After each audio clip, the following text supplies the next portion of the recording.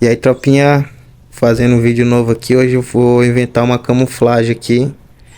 Umas tinta fluorescente. Como é uma spring minha antiga, que ela só fica pendurada mesmo. Eu vou fazer essa camuflagem aí diferenciada nela. E vou começar a fazer umas pinturas e ver se eu consigo chegar num nível top aí. Cortei o áudio aqui pra falar que saiu ruim, que tinha que ter uma camada branca, eu tinha que pintar ela toda de branca pra tinta poder fazer efeito aparecer.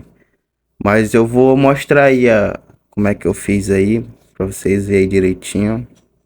Vou dar uma acelerada no vídeo, colocar uma musiquinha aí. Beleza? Tamo junto, segue aí.